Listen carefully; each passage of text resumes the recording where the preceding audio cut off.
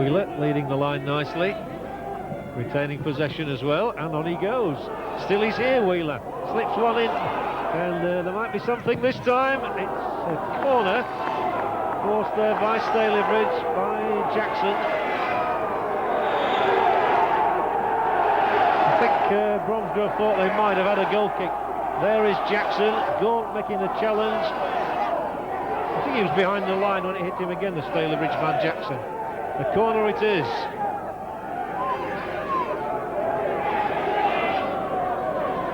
And a little talking to for young Paul Humphrey. It was Andy Power, in fact, who got the lecture. Anyway, Ryan's corner, Stalybridge have it.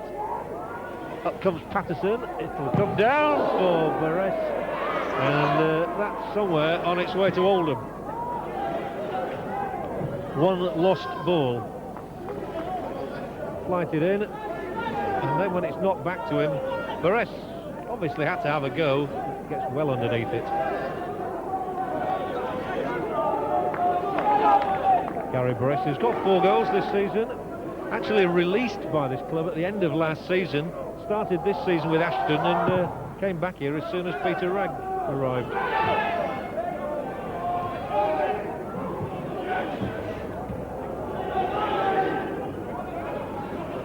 Ryan.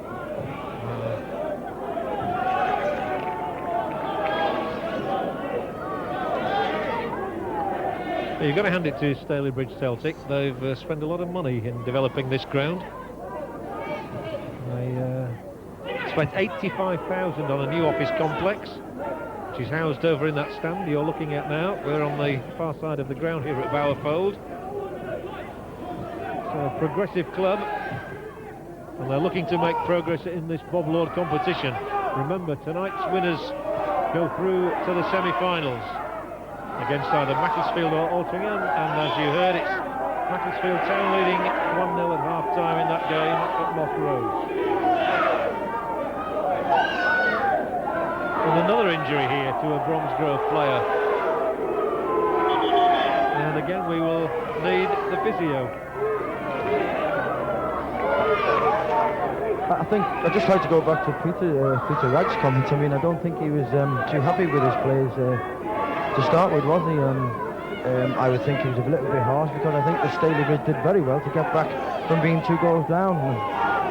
But obviously Peter wasn't happy, and obviously he's had words with them at half-time. Yeah, he wasn't going to tell us what, though, was he? No, he wasn't, no. I think he was obviously unhappy with his goalkeeper. Certainly he would be at fault with the first goal. That's right, yeah, he was. I think that Russ will know that, because Russ is an experienced goalkeeper, and he shouldn't allow them things to happen. Corey, the second half has started a little bit more scrappily, but I think it's become disjointed by the injuries, hasn't it?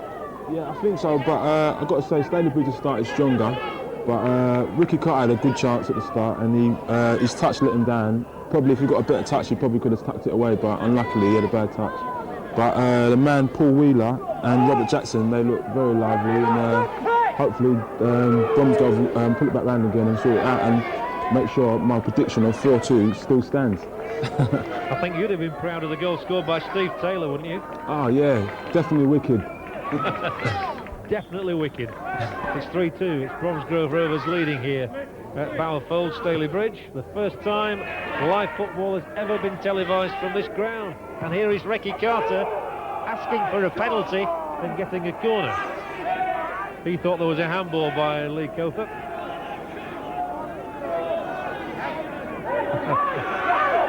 Well, Ricky Carter will take his place inside the penalty area, and Bromsgrove might try and seal their success here with a 4th goal by sending up the big men, in particular Craig Gaunt, who seems to have won good ball in these situations at times tonight. Corner from Marlowe, and the goalkeeper just got his fingertips to it, Hughes, so he's obviously made something of a recovery anyway. Well played. Oh, that wasn't. And if Paul Wheeler had controlled that one, he might have been on his way to beating Alan Judge with a shot. As it is, it's Ricky Carter trying to win the ball from Patterson, and he fouls Patterson. This surface is a bit dodgy for goalkeepers, isn't it, trying to clear like that? Yeah, it is. You have to be careful. You give that little bit extra concentration when you're doing things like that, and he did very well.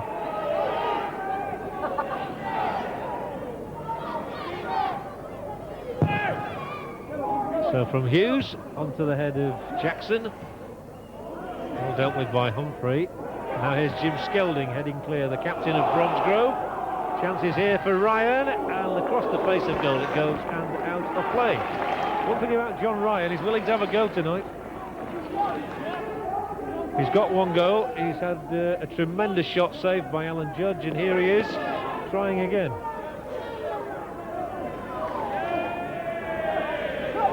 John Ryan, another of those who was put on the transfer list. I think a lot of people were a bit bemused by that, Brian, recently when Peter Ragg here put 5 first teamers on the list.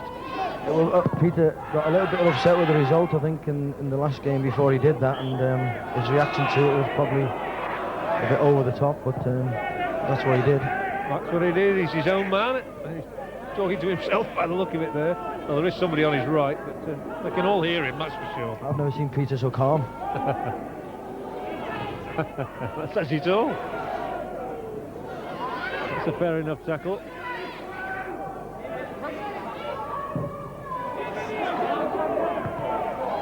Forward it goes. Jackson's worked very industriously tonight. He might not have been selected if Clayton had been fully fit, but he wasn't. So Clayton's on the bench. And this is Wheeler bustling away down the left. Doing well by keeping the ball in play. Really teasing his young opponent here, Humphrey.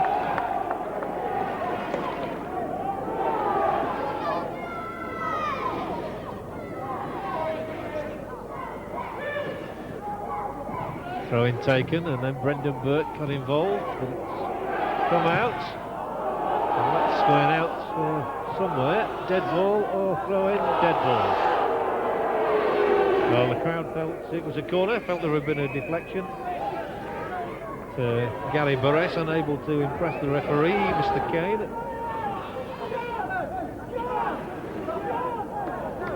I had a hunch at half-time, Brian, that it would end 3-2. It sometimes happens that you get all the goals in one half, and you think, well, here we are, we're on for a 6-4, and it ends at 3-2. What's your feeling on that?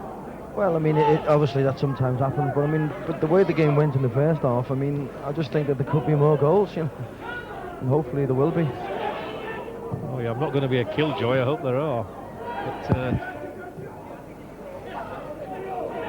we shall see. Stalybridge again attacking with enterprise up the right-hand side. Brendan Burke, lovely little back heel from him. And again, I think that's going to be too far, too strongly delivered. What about Brendan Burke? He's come here for big money. They're expecting a lot of him, and he's got some nice touches. It's going to take him a while to settle in, isn't it? I mean, obviously Brendan is a good player, and you know, and it is going to take him a while to settle in. But he hasn't done too badly. It's only his second game, I think, and I know for sure that Brendan is going to be a good player for Stalybridge. An England trialist. Semi-professional level. Forward now, Jackson. Trying to just tip it past the full-back, Andy Power. Oh, missed there by Edmonds. But the two number 11s, Gray and Ryan together, and Ryan comes off best. He's got Cotham down the left. Just over-hit by John Ryan. The idea was good.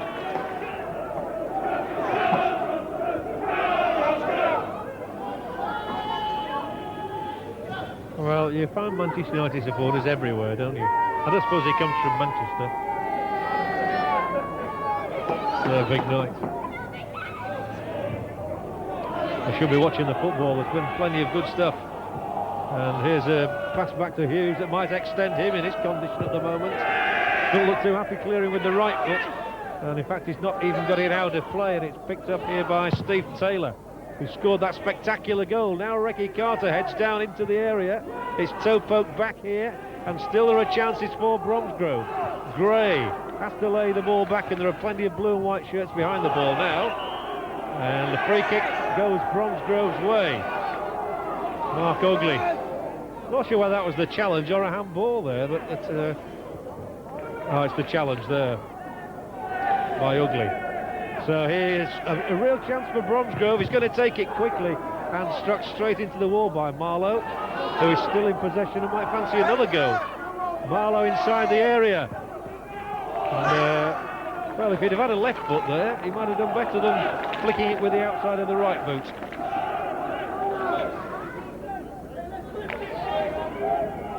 Still 3-2, Bromsgrove Rovers lead.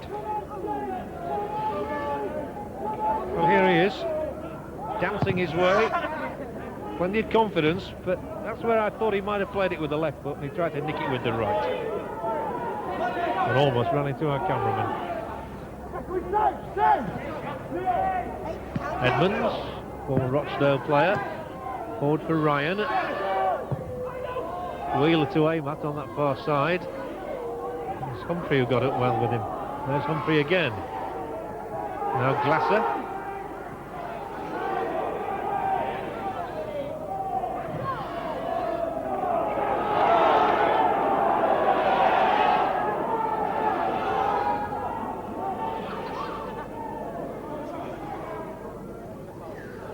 Nice touch again from Brendan Burke, and he's whipped across in here. Oh, it was a brave effort, it might have gone in. Well, they were looking to see if the ball was over the line from Paul Wheeler's header, and it was clear.